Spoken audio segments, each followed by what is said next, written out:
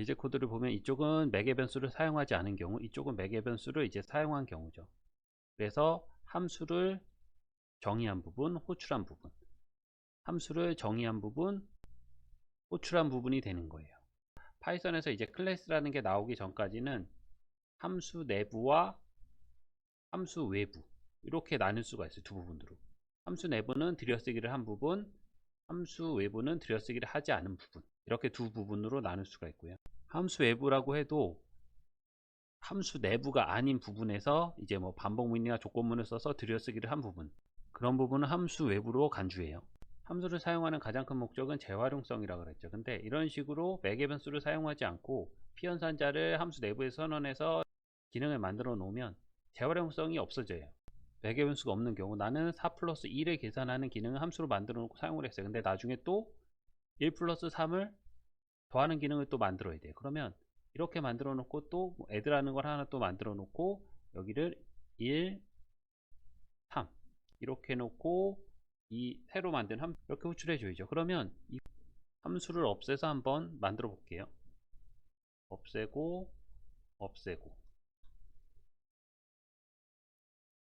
들여쓰기 없애고 호출하는 부분 없애고,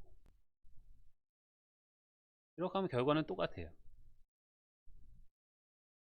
함수를 만들어서 하는 부분이랑 만들어서 호출하는 부분만 빼버리면 코드에서는 별 차이가 없어요. 그리고 재활용도 못해요. 그래서 이제 함수를 만들어 사용을 할 때 맥의 변수가 없으면 재활용성이 굉장히 떨어질 수가 있어요. 경우에 따라서는 피연산자가 필요가 없으면 맥의 변수는 필요 없는 함수가 있어요. 그런 거는 상관이 없고요. 맥의 변수가 있는 경우 얼마나 이제 유연하게 함수가 사용이 되냐 하면, 함수 만들어 놓고 처음에는 4 플러스 1을 계산하고 싶어서 맥의 변수로 4하고 1을 이 함수 내부로 넘겨주고 싶어요. 그래서 변수 선언하고 함수의 맥의 변수로 x하고 y를 넘겨주는 거예요. 그렇게 하면 x에는 4가 들어가 있고 y에는 2가 들어가 있어요. 그래서 호출이 되면 함수를 정의하는 부분이 호출이 된다 그랬죠, 코드가.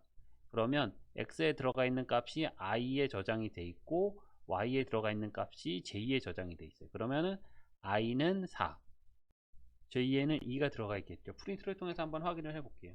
프린트 i 표 j 하면 4하고 2가 들어가 있어요. 확인이 됐어요.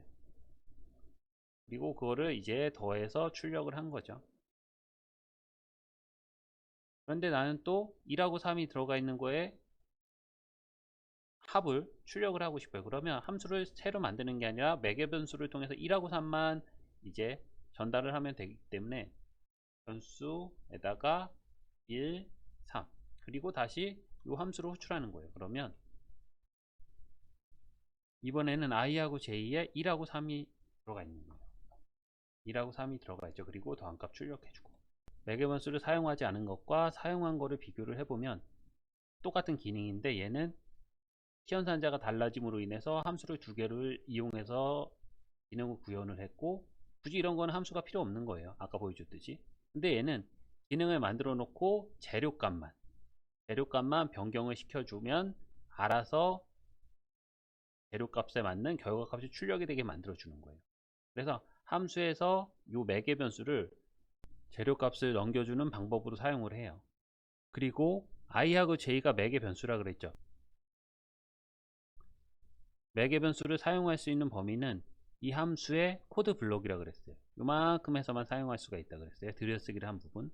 만약에 여기에서 프린트 ij를 해볼게요. 함수 내부가 아닌 부분에서 이렇게 에러가 발생을 해요.